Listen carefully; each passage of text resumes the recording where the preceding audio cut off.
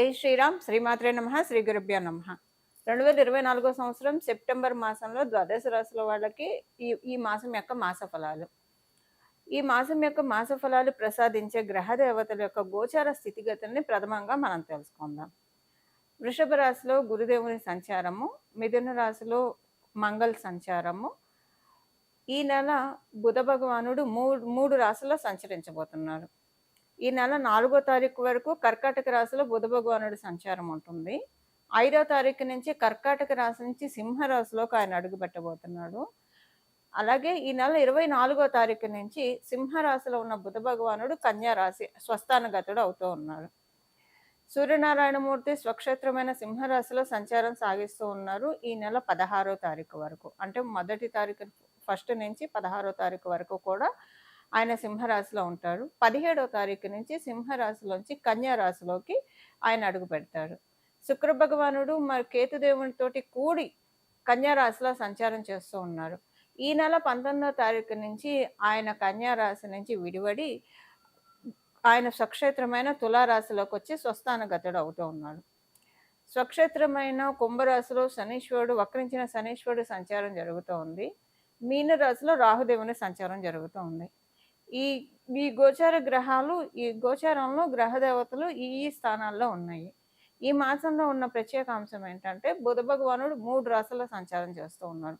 కర్కాటక రాశి, సింహరాశి మరియు కన్యా రాశి. ఈ 3 రాశుల్లో అంటే 3 రాశుల యొక్క ఎనర్జీస్ని ఆయన క్యారీ చేస్తూ ఉన్నారు ద్వాదశ రాశుల వాళ్ళకి, అలాగే ద్వాదశ లగ్నాల వాళ్ళకి. ఏం ఎనర్జీస్ క్యారీ చేస్తూ ఉన్నారు? ద్వాదశ రాశుల వాళ్ళకి ఈ ఎనర్జీస్ పాజిటివ్గా ఉంటాయా, నెగిటివ్గా ఉంటాయా, ఈ తదితర విషయాలన్నీ కూడా ఇప్పుడు మనం ఒకసారి కూలంకుషంగా మాట్లాడుకుందాము. దానికంటే ముందుగా ఈ నెల 2 గ్రహాలు స్వస్థానం అంటే ఈ నెల 3 గ్రహాలు స్వస్థానంలో 4 గ్రహాలు స్వస్థానంలో ఉన్నాయి. అది ఎలానో నేను మీకు ఇప్పుడు చెప్తాను. కుంభరాశిలో శనీశ్వరుడు ఆల్రెడీ ఎప్పటి నుంచో స్వస్థానగతుడయ్యే ఉన్నారు. సూర్యనారాయణమూర్తి ఈ నెల 16వ తారీఖు వరకు ఆయన స్వక్షేత్రమైన సింహరాశిలో ఆయన సంచారం చేస్తాడు. 17 నుంచి స్వక్షేత్రం నుంచి విడివడి కన్యా రాశిలోకి వెళ్తాడు. ఈ నెల 24వ తారీఖు నుంచి బుధ భగవానుడు కూడా స్వస్థానగతుడు అవుతున్నాడు. అంటే ఆయన రాశి అయిన కన్యా రాశిలో ఆయన సంచారం చేస్తూ ఉన్నాడు. ఈ నెల 19వ తారీఖు నుంచి శుక్ర భగవానుడు కేతు భగవానుడు తోటి కూడి సంచారం చేస్తున్న శుక్ర భగవానుడు ఆ కలయికకు బ్రేక్ చెప్పేసేసి తులారాశిలోకి ఆయన ఎంటర్ అవుతున్నాడు 18వ తారీఖు నుంచి. అంటే ఆయన కూడా స్వస్థానగతుడు అవుతూ ఉన్నారు. ఈ నెల అంటే గోచారంలో 4 గ్రహాలు స్వస్థానంలో ఉంటున్నాయి. అంటే మధ్య మధ్యలో స్వస్థానంలో ఉంటున్నాయి. నెలంతా కూడా లేకపోయినా నెలంతా స్వస్థానంలో ఉన్నదైతే శనైశ్వరుడు వక్రించి ఉన్నా కూడా ఆయన మకర రాశి వైపే కాబట్టి ఆయన ఒక్కడే నెలంతా స్వక్షేత్రగతుడైనది. మిగతా గ్రహాలు రవి, బుధ మరియు శుక్రులు వీళ్ళు మధ్యలో స్వస్థానగతులు అవుతున్నారు. స్వస్థానం నుంచి వేరే రాశిలోకి వెళ్తూ ఉన్నారు. అయితే ఈ మాసంలో ఉన్న ప్రత్యేక అంశం ఏంటంటే మనకి ఈ మాసం చివరన కన్యా రాశిలో రవి బుధులు అంటే కన్యా రాశిలోకి సూర్యనారాయణమూర్తి 17వ తారీఖు నుంచి వచ్చేసిన బుధ భగవానుడు 24వ తారీఖు నుంచి ఈ రాశిలోకి వస్తున్నారు కాబట్టి ఇది బుధాదిత్య యోగం అని చెప్పాలి. బుధాదిత్య యోగము ద్వాదశ రాశుల వాళ్ళకి, ద్వాదశ లగ్నాల వాళ్ళకి అప్లికేబిలిటీ ఉంటుంది. ఎప్పుడైనా ఈ బుధాదిత్య యోగము కన్యా రాశిలో చాలా పవర్ఫుల్గా ఉంటుంది. అలాగే అంటే మోస్ట్ పవర్ఫుల్ అంటే బుధ భగవానుడికి అది త్రికోణ స్థానం కాబట్టి ఈ కన్యా రాశిలో పడే యోగాలు ఎప్పుడైనా కూడా మిగతా రాశుల్లో కంటే కూడా ఎక్కువ పవర్ని సూచిస్తూ ఉంటాయి. అది ఆ యోగం ఏంటంటే బుధాదిత్య యోగము. ఇంకా మిగతా రాశుల్లో కంటే అంటే మిగతా రాశుల్లో బుధాదిత్య యోగం ఉండదు.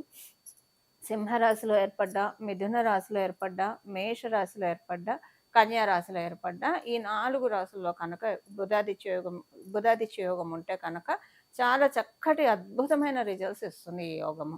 మిగతా రాశుల్లో అంత వీక్గా ఉంటుంది, అంత స్ట్రాంగ్గా అయితే ఉండదు. అయితే ఈ 4 రాశుల్లో కూడా ఎక్కువ బలోపేతమైన రాశి ఏదైనా ఉంది అంటే కనుక డెఫినెట్గా అది కన్యా రాశి అనే చెప్పాలి. ఎందుకంటే బుధ భగవానుడు ఆయన స్వక్షేత్రము మరియు త్రికోణ స్థానం కూడా కాబట్టి ఈ నెల ప్రత్యేకించి ఏంటంటే కమ్యూనికేషన్స్ అన్నీ కూడా ఈ నెల యూనిక్గా అప్లికేబుల్ అయ్యే పాయింట్ అందరికీ కూడా సర్వజనావళికి కూడా యూనిక్గా అప్లికేబుల్ అయ్యే పాయింట్ ఒక 2 మాట్లాడుకొని తర్వాత విడివిడిగా ఏ రాశుల వాళ్ళకి ఎలా ఉంటుందో మనం చూద్దాము. యూనిక్గా అప్లికేబుల్ అయ్యే పాయింట్ ఏముంటుందంటే మ్యాక్సిమం అందరితోటి రిలేషన్స్ చాలా కుదుట పడతాయి. సంబంధాలు మెరుగవుతాయి. సంబంధ బాంధవ్యాలు చాలా మెరుగవుతాయి. ఒకవేళ ఎవరైనా వాటిలతోటి బాధపడుతుంటే, అరే! మనల్ని అవతలోళ్ళు సరిగ్గా అర్థం చేసుకోవట్లేదని బాధపడుతున్న వాళ్ళకి డెఫినిట్‌గా మేబీ ఒకవేళ మీరు సమ్‌టైమ్స్ అజంప్షన్స్ వల్ల కూడా కొన్ని ప్రాబ్లమ్స్ వస్తాయి. ఊహాగానాల వల్ల కూడా కొన్ని ప్రాబ్లమ్స్ వస్తాయి. సపోజ్ ఒకవేళ అలాంటి ఊహాగానమే అవతల వాళ్ళ మీద మీకుండి వాళ్ళు మిమ్మల్ని అర్థం చేసుకోవట్లేదని మీరు బాధపడుతుంటే, అది తొలగిపోయే విధంగా కొన్ని సిట్యుయేషన్స్ క్రియేట్ అవుతాయి. అరే! నేనే తప్పుగా అనుకున్నాను. వాళ్ళు కరెక్ట్‌గానే ఉన్నారని అనుకుంటారు. నిజంగానే వాళ్ళు కనుక ఎవరైనా సరే తప్పుగా అనుకుంటుంటే వాళ్ళు తెలుసుకుంటారు. సో, ఇదనే కాదు ఎక్కడైనా ఏదన్నా ట్రాన్సాక్షన్స్‌లో ఇప్పుడు డబ్బు విషయాల్లో కావచ్చు, ఏదైనా వ్యవహారాల్లో ఎవరికైనా పొరపచ్చాలు వస్తాయి. అవన్నీ సెటరేట్ అవుతాయి. ఒక్క మాటలో చెప్పాలంటే అందరి మనసుల్లో ఉన్న పొరపచ్చాలన్నీ కూడా మాక్సిమం కట్ డౌన్ అవుతాయి. ఎప్పుడు కూడా ఇది కలియుగంలో మనం ఉన్నాం. ఏది 100% అయితే సాల్వ్ అయ్యే ప్రాబ్లమ్ ఉండదు. బట్ 70% సాల్వ్ అయ్యే ప్రాబ్లమ్స్ ఉంటాయి. ఆ 30% అనేది అనుభవించి తీరాల్సిందే. మనం ఏం చేయలేం. ఎంత గ్రహదేవతల ఆశీస్సులు మనకు అందిస్తూ ఉన్నా కూడా 30% అన్‌సర్టెనిటీ అనేది డెఫినిట్‌గా మన లైఫ్‌ని లీడ్ చేస్తూనే ఉంటుంది. అది కలిపురుషుడి యొక్క ప్రకోపం వల్ల. ఇక కొన్నిటికి మనం సరెండర్ అయితే కనుక మన లైఫ్ చాలా బాగా ఉంటుంది. సో, ఇప్పుడు నేను ఈ విషయం అంతా ఎందుకు చెప్తున్నా అంటే యూనిక్‌గా అందరి మధ్య మంచి సంబంధ బాంధవ్యాలు ఏర్పడతాయి. సో, వసుదైక కుటుంబకం అనే నానుడిని నిజం చేస్తున్నా అన్నట్లు ఈ మాసం చివరి నుంచి మనకి కొనసాగుతుంది. అంటే 24వ తారీఖు నుంచి ఇప్పుడు నేను చెప్పిందంతా 24వ తారీఖు నుంచి అప్లికేబిలిటీ ఉంటుంది. బట్ 17వ తారీఖు నుంచి కూడా దీనికి కర్టెన్ రైజర్ అని చెప్పాలి ఈ విషయానికి. ఇది అందరికి యూనిక్‌గా అప్లికేబిలిటీ ఉంటుంది. అదొక పాయింట్. అండ్ సెకండ్ థింగ్ ఏంటంటే అందరికీ కూడా మీరు అనుకుంటున్న కోరిక ఏదైతే ఉందో అంటే ఫైనాన్షియల్‌గా కావచ్చు, ఒక గృహం ఏర్పరచుకుందామని కావచ్చు, లేదంటే చదువుకోవాల్సిన వాటిల్లో కావచ్చు, ఇలా దేంట్లో అయినా సరే మీరు అనుకున్న వాటి విధంగా మీకు అవ్వకపోతూ ఉంటే ఈ మాసం దానికి తదనుగుణంగా మీరు ఏ పనులు చేస్తే మీరు అనుకున్న గోల్స్‌ని, మీరు అనుకున్న టార్గెట్స్‌ని మీరు రీచ్ అవ్వగలుగుతారో అలాంటి వాటిలకి గేట్‌వేస్ ఈ మాసం 17వ తారీఖు నుంచి ఓపెన్ అవుతాయి. ఇది ద్వాదశ రాశుల వాళ్ళకి, ద్వాదశ లగ్నాల వాళ్ళకి అందరికీ యూనిక్‌గా అప్లికేబుల్ అయ్యే పాయింట్స్ ఇప్పుడు నేను చెప్పినది. ఇప్పుడు మనము అసలు ఏ రాశి వాళ్ళకి ఈ మాసం అంతా ఎలా ఉంటుంది? అన్ని రాశుల వాళ్ళకి ఈ మాసం అంతా ఎలా ఉంటుందో మనం ఇప్పుడు చూద్దాము. ఈ కుంభరాశిలో పుట్టిన వాళ్ళకి. కుంభరాశిలో పుట్టిన వాళ్ళకి ఈ మాసము అనుకూలమైన సమయమే. అయితే ఓవరాల్‌గా మనం మాట్లాడుకుంటే కుంభరాశి, కుంభలగ్నంలో పుట్టిన వాళ్ళందరికీ ఈ మాసము ఆహ్, మీ ఆలోచనలు చాలా అగ్రెసివ్‌గా వెళ్తాయి. అగ్రెసివ్‌గా అంటే నిర్ణయాలు తీసుకుంటారు. చూద్దాంలే, చేద్దాంలే అనుకున్నవి మీకు పురోభివృద్ధిగా ఉంటాయి. లేదు చూద్దాం, చేద్దాం కాదు చేద్దామే, చూద్దాం అన్న మాట పక్కన పెట్టేసేయి అని అనుకుని మీకు మీరుగానే మీ పనులు కొన్ని ప్రోగ్రెసివ్ మోడ్‌లో తీసుకెళ్తారు. ఆ విధంగా మీరు అనుకున్న ప్లాన్స్ మీరు వేసుకున్నవన్నీ కూడా ముందుకు సాగుతాయి. లేదా మీరేమన్నా పనులు సంకల్పించి ఉంటే కనుక డెస్టినీ చేద్దాంలే అని మిమ్మల్ని డ్రైవ్ చేస్తుంది. సో, డ్రైవ్ అయితే చాలా బాగా ఉంది. మీ ఆలోచనలు, మీ నిర్ణయాలు అనుకూలంగా డ్రైవ్ అయ్యే సమయం ఈ సమయము. మీరు స్వగృహ ప్రయత్నాలు చేస్తూ ఉంటే వాటికి సంబంధించినవి కూడా అనుకూలమైన అంశాలు మీరు ఈ మాసంలో చూస్తారు. మీరేమన్నా రుణ ప్రయత్నాలు చేస్తూ ఉంటే అది ఏ రకమైన రుణ ప్రయత్నాలైనా ఈ మాసంలో ఫస్ట్ వీక్‌లో మీరు చేసే రుణ ప్రయత్నాలు ఆల్రెడీ మీరు రుణ ప్రయత్నాలు చేస్తుంటే అవి శాంక్షన్ అవుతాయి. శుభవార్త వింటారు. బావుంటుంది మీకది. ఒకవేళ ఎప్పుడైనా సరే ఈ మాసంలో మీరెప్పుడు రుణ ప్రయత్నాలు చేసినా మీకది శాంక్షన్ అంటే అనుకూలంగానే ఉంటుంది. ఎలాంటి ఇబ్బంది అయితే ఉండదు. ఆహ్, ఇది అండ్ కొంచెం స్లైట్‌గా స్కిన్ ఎలర్జీ రావడానికి అవకాశం ఉంది. కుంభరాశి, కుంభలగ్నాల్లో పుట్టిన వాళ్ళు ఈ విషయంలో కొంచెం జాగ్రత్తగా ఉండాలి. అంతే తర్వాత 1, 2 డేసే ఉంటుంది. తర్వాత అది సెట్ అయిపోతుంది. పెద్దగా ఇబ్బంది కూడా పెట్టదు. ఇప్పుడు మనం సెగ్మెంట్ వైస్‌గా మాట్లాడుకుందాం. ఈ సెగ్మెంట్ వైస్‌లో ముందుగా మహిళా మనుల గురించి మాట్లాడుకుందాం. మీరు గృహిణులైనా లేదా ఉద్యోగం, వ్యాపారం చేసేవాళ్ళైనా సరే అక్కడ ఆ పార్ట్ అయిపోయిన తర్వాత ఇంటికొచ్చాక మీరు చక్కగా గృహలక్ష్మిగా మీ ధర్మాన్ని మీరు నిర్వర్తిస్తూ ఉంటారు కాబట్టి మహిళా మనులందరి గురించి ఎలా ఉంటుందో మనం మాట్లాడుకుందాం మొదటగా. ఆహ్, ఆడవాళ్ళందరికీ కూడా ఈ మాసం 15వ తారీఖు నుంచి చాలా బాగా ఉంది. 15వ తారీఖు వరకు బాలేదా అండి అంటే, బాగోలేదని చెప్పను కానియండి. బట్ ఏంటంటే కొంచెం మీకు ఇంట్లో పరిస్థితుల వల్ల కొంచెం టెన్షన్ ఉండొచ్చు. ఆరోగ్యపరంగా కొంచెం లోగా ఉన్నట్లు అంటే ఆరోగ్య ప్రాబ్లమ్ అంటే లిటరల్‌గా ఏమి ఉండదు. ఓపిక ఉండదు. ఏ పని చేద్దామన్నా ఓపిక ఉండదు. అలా కూర్చున్నాం కాసేపు అని అనుకుంటారు. కూర్చొని ఇప్పుడు లేచేద్దాం అని అనుకుంటారు. 5 నిమిషాలు, 5 నిమిషాలు, 5 నిమిషాలు కాస్త గంట అవుతున్నాయి. గంట కాస్త పూట అవుతుంది. పూట కాస్త రోజు అవుతుంది. అలాగా మొదటి 15 రోజులు సాగుతాయి. తర్వాత మిమ్మల్ని మీరే తిట్టుకుంటారు. అంతేగాని అంతకు మించి ఇబ్బందయితే లేదు. ఇదొకటి ఉంది. తర్వాత 15వ తారీఖు తర్వాత నుంచి ఈ పాయింట్స్ కూడా మీకు అప్లికేబిలిటీ ఉండదు. ఆ తర్వాత మళ్ళీ మారుతుంది. నార్మల్ అయిపోతేనే సెటరేట్ అవుతారు. ఉద్యోగస్తులకి ఈ మాసము అనుకూలమైన శుభ సమయము. ఉద్యోగస్తులకి మీకు అంటే కొన్ని అంశాల్లో అనుకూలతలుంటాయి. మంచి నిర్ణయాలు తీసుకుంటారు. సో, చకచకా ముందుకు సాగిపోయే విధంగా మిమ్మల్ని డెస్టినీ డ్రైవ్ చేస్తూ ఉంది ఉద్యోగస్తులందరికీ కూడా. చక్కటి శుభ సమయం ఈ మాసంలో. వ్యాపారస్తులకి అనుకూలమైన శుభ సమయమే. వ్యాపారస్తులకేంటంటే ఈ మాసము మొదటి వారంలో అంటే మొదటి 4, 5 రోజులు. మొదటి వారం అంటే పూర్తిగా మొదటి వారం కాదు. మొదటి 4, 5 రోజుల్లో ఏదైనా డబ్బు ఖర్చు కొంచెం ఉంటుంది. అది కూడా మీరు అనుకున్న ఆలోచనలు. ఏదన్నా మీరు ఒక ప్లాన్ వేసుకుంటే, ఆ ప్లాన్‌కి సంబంధించిన ఖర్చులు కొంచెం చేస్తారు. ఆనందంగానే ఖర్చు చేస్తారు. అంటే మీ ప్లాన్స్ నిమిత్తంగా ఖర్చు అంటే మనం ఇష్టపడి చేసే ఖర్చులు ఎప్పుడైనా మనం ఆనందంగానే చేస్తారు కదా! అలా ఆనందంగా చేస్తారు. ఇది వ్యాపారస్తులకు మాత్రమే ఈ ఖర్చులు. మొదటి 4, 5 రోజులు. ఆ తర్వాత ఈ పాయింట్ వర్తించదు. ఇదొకటి ఉంటుంది. ఇంకా వ్యాపార పరంగా మనం చూస్తే మంచి ట్రాన్సాక్షన్స్ అన్నీ బాగా జరుగుతాయి. వ్యాపారం మీరు అనుకున్నట్లే మంచి పురోభివృద్ధి, ప్రోగ్రెస్ మోడ్‌లోకైతే స్విచ్ ఆన్ అవుతుంది. అంతా చక్కగా ఉంటుంది. అయితే వ్యాపారస్తులకి కొంచెం కాంపిటీషన్ ఉంటుంది. తోటి వ్యాపారులతోటి కొంత కాంపిటీషన్ ఉంటుంది. దానివల్ల కొంత స్లైట్‌గా ఇబ్బంది అనిపిస్తుంది అంతే. అది కూడా చాలా స్వల్పంగా ఉంటుంది. ఇది వ్యాపారస్తులకి. విద్యార్థినులకి అంతర్గత స్ట్రెస్ ఎక్కువ ఉంటుంది. ఎక్కువగా వర్క్ స్ట్రెస్ ఎక్కువగా ఉంటుంది. మీకంటే పెండింగ్ వర్క్స్ ఎక్కువగా ఉంటాయి. సో, టీచర్లతోటి, మీరు లెక్చరర్స్ తోటి ఆహ్, ఎక్కువగా మీ మీదే లోడ్ పడుతుందా అన్నట్లు కొంచెం వర్క్ లోడ్ ఎక్కువగా ఉంటుంది. లేదా సబ్జెక్ట్ లెర్నింగ్ మీకు అర్థం కాక కొంచెం ఒకటికి 2 సార్లు చూసుకోవాల్సొస్తారు. ఈ విధంగా ఉంటుంది విద్యార్థినులకి. సీనియర్ సిటిజన్స్ అందరికీ కూడా శుభ సమయమే. కాకపోతే సీనియర్ సిటిజన్స్‌కి డబ్బు ఖర్చు విషయంలో అసంతృప్తి ఉంటుంది. మీరు అనుకోకుండా కొన్ని ఖర్చులు చేసేయాల్సొచ్చి మీకిష్టం ఉండకపోవచ్చు. లేదా మీ పిల్లలు చేసే డబ్బు ఖర్చు మీరు అటు చెప్పలేక, ఇటు కామ్‌గా ఉండలేక కొంచెం ఇబ్బంది ఉంటుంది. లేదా మీ పిల్లల పట్ల మీకు అసంతృప్తి కొంత ఉంటుంది. అంతే. అంతకు మించి ఏముండదు. ఇవి ఈ మాసం యొక్క గోచర గ్రహస్థితుల ఫలితాలు కుంభరాశి, కుంభలగ్నంలో పుట్టిన వాళ్ళకి.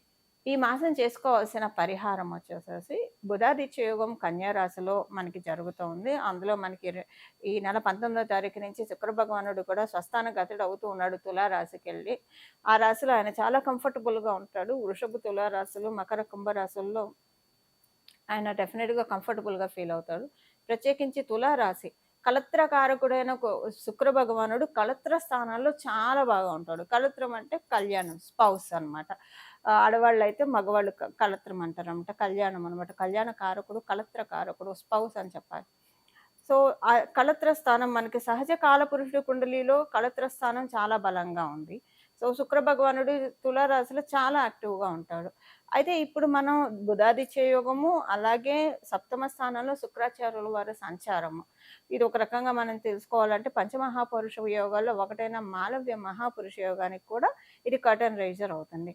అయితే ఏ ఏ ఏ ఏ విషయాల్లో మనం కనుక ఏ పరిహారం చేసుకుంటే అంటే మనం ఏ ప్రక్రియ చేస్తే ఈ యోగాలు మన జన్మ జాతకంలో ఉన్నా లేకపోయినా మనం తాత్కాలికంగా గోచరంలో వచ్చే యోగాన్ని మనం ఒడిసి పట్టుకోవచ్చో మనం ఇప్పుడు ఒకసారి చూద్దాము. శుక్ర భగవానుడు మరియు రవి బుధులు ఈ 3 గ్రహాన్ని మనం ఈ మాసం పట్టుకోవాలి. ఈ మాసం మనం ఆరాధించాలి. అంటే గ్రహ దేవతల్ని ఆరాధించడం ఒక ఎత్తు. మీరంటే నవగ్రహ ప్రదక్షిణాలు చేసినా పర్వాలేదు. లేకపోతే గ్రహాది దేవతల్ని ఆరాధిస్తే కనుక ఇంకా చక్కటి ఫలితాలుంటాయి.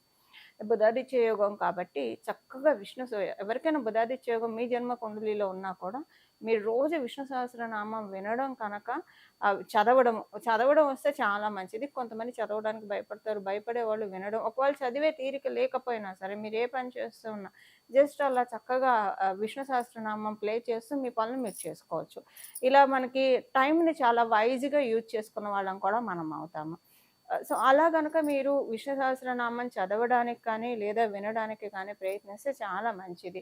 జనరల్‌గా కూడా బుధాదిత్య యోగం ఉన్న వాళ్ళకి అల్టిమేట్ రెమెడీ ఆహ్, డెఫినిట్‌గా విష్ణు సహస్రనామం చదవడం లేదా వినడము.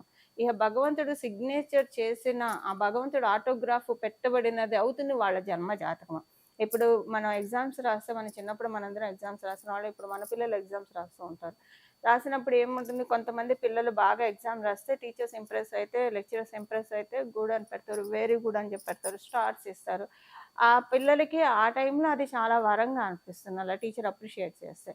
అలా మన జన్మ జాతకాన్ని విష్ణుమూర్తి ఆటోగ్రాఫ్ ఇచ్చే రెమెడీ ఆటోగ్రాఫ్ ఇచ్చే క్రియ ఏదైనా ఉందా అంటే డెఫినెట్గా అన్డౌటెడ్లీ విష్ణు సహస్రనామం మాత్రమే మనం భగవంతుడి యొక్క ఆటోగ్రాఫ్ తీసుకోవడానికి మనల్ని అర్హుల్ని చేస్తున్నాయి. అందున ప్రత్యేకించి ఇలాంటి యోగాలు ఉన్నప్పుడు ఇంకా భగవత్ శక్తి అత్యద్భుతంగా ఉంటుంది. అంటే ఇప్పుడు భగవంతుడు మనకి ఎప్పుడు వరాలను అందించడానికి రెడీగానే ఉంటారు. కానీ గోచారంలో గ్రహ దేవతలు కావచ్చు, మన జన్మ కుండలిలో ఉన్న గ్రహ దేవతలు కావచ్చు, వాటికి సపోర్ట్ చేయాలి.